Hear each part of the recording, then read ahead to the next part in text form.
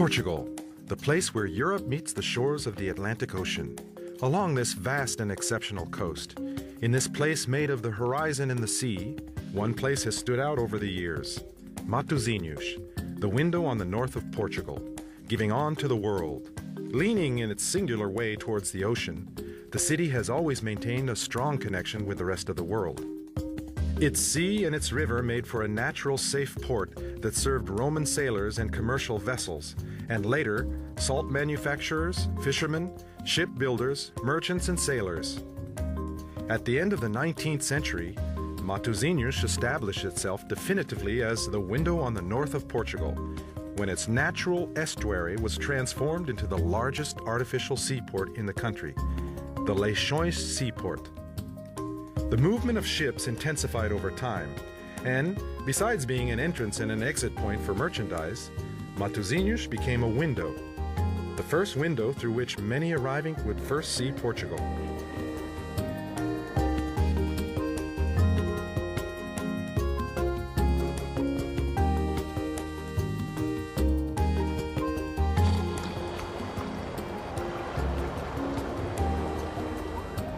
There are many historical and architectural reasons for taking a look through this window. For example, there is the Church of Matosinhos, which possesses one of the most beautiful Baroque gold leaf ceilings of the 18th century. There is also the oldest life-size crucifix in Portugal, the Bom Jesus de Matosinhos, dating from the 13th century. It is the inspiration for one of the biggest religious festivals in the country. Among many other monuments within the district, it is worth noting the Lessa de Balio Monastery, one of the first Gothic constructions in Portugal, dating back to the beginning of the 14th century. The obelisk of the Praia da Memoria that marks the location where, in 1832, the Liberation Army landed and then removed the monarchy from power. The Quinta de Santiago, which was transformed into a museum that portrays the aristocratic and artistic life of citizens at the end of the 19th century. The Titans, monuments from the 19th century, unique in the world. Giant cranes that, through steam-generated power, built the piers of the Leixões Seaport. But the monuments of Matosinhos are also contemporary buildings. The Constantino Neri Theater, which was recently transformed into a modern theater for staging shows in the greater Porto area, is an example of this.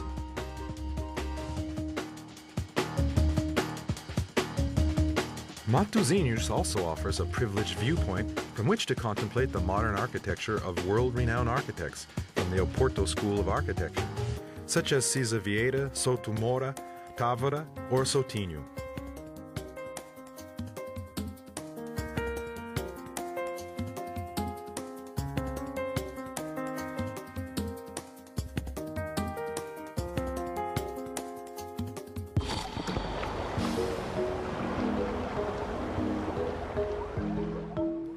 The physical relationship that Matosinhos has with the sea is witnessed in its long and inviting pedestrian zones along the coastline that people from the region have become accustomed to exploring. These zones were quite recently the object of an urban recuperation effort led by two of Portugal's most consecrated architects, Álvaro Cisa Vieira and Eduardo Sotomora, who transformed the area into one of the most popular leisure spots in the Oporto metropolitan area.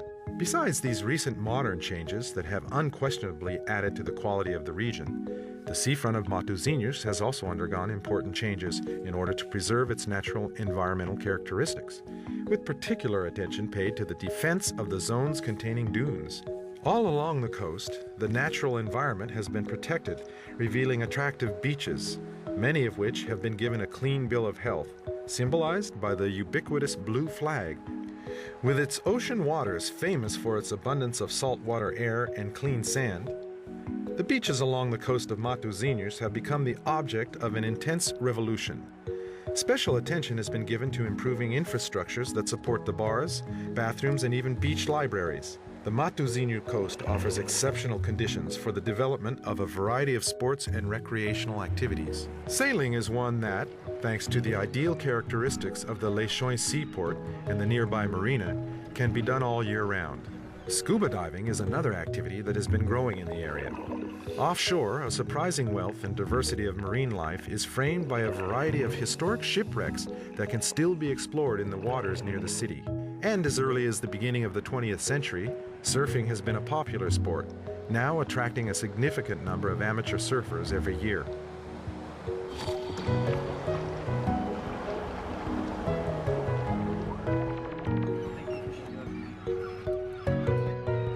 Matosinhos is also a window through which we see with pride a past with traditions that continued to distinguish this district. The rich fishing tradition is an example of this. This is a land whose men and women are closely tied to the sea. And for decades, the city has maintained the largest fishing port in the country, as well as the world's largest port for sardine fishing. Today, Matosinhos continues to be a reference for the fishing of high-quality seafood. Of course, this is reflected in the local gastronomy. In fact, that's why the city is often referred to as O Porto's dining room. Matosinhos is a place where the sea is served at table with superior quality, abundance, and diversity. Not surprisingly, recent international studies refer to Matosinhos as an interesting example of what is known as a cluster. It has one of the highest concentrations in the world of restaurants specialized in one segment, seafood and shellfish. A dining room and a living room as well. The lively street scenes, especially at night, are in constant motion, largely due to the rhythm of the restaurant scene. But there is also a well-planned program of cultural activities, especially for classical music, jazz, and large concerts with world-class performers.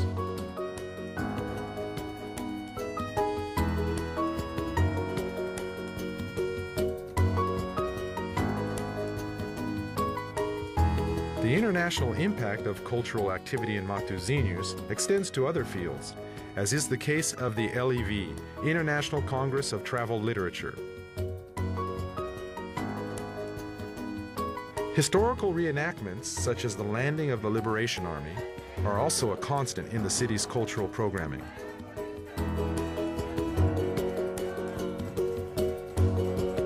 In particular, there is the Medieval Festival, held in the historic Les de Balio Monastery, which recounts its role as a resting place for pilgrims passing on the road to Santiago.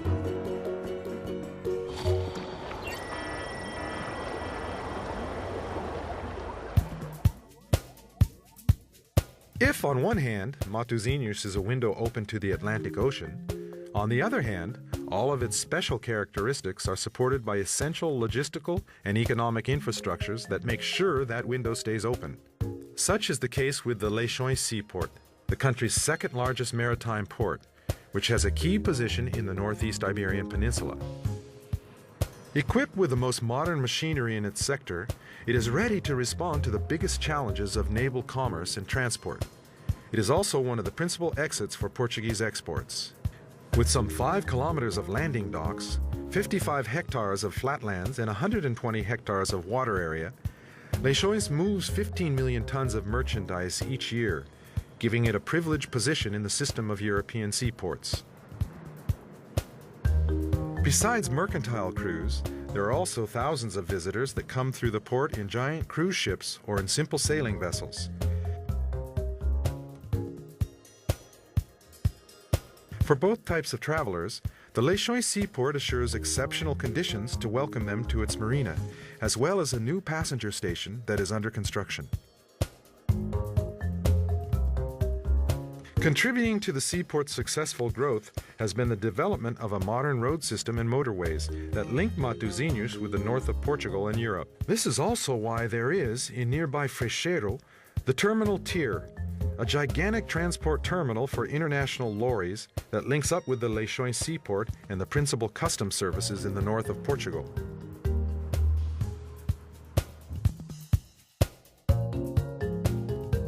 But this city doesn't only connect up with the rest of the world by land and sea. A large part of the landing strips at the local Francisco Sá Carneiro airport, which was recently classified as the best airport in the world in its segment relative to the numbers of flights and passengers, is located in Matosinhos.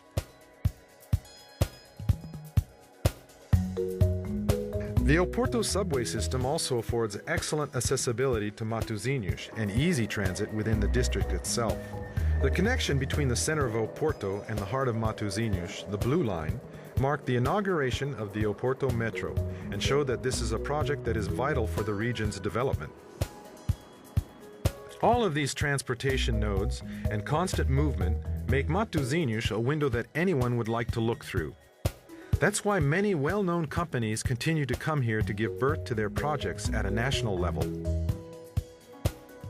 It wasn't by accident that Matosinhos was also the place where the first hypermarket in Portugal was established. Matosinhos is also fortunate to furnish the location of some of the country's largest commercial centers, such as IKEA and North Shopping.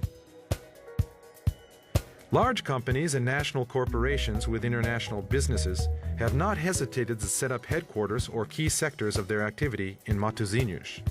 This is the case of organizations such as Sonai, Optimus, Galp Energia, Unicer, and EFASEC.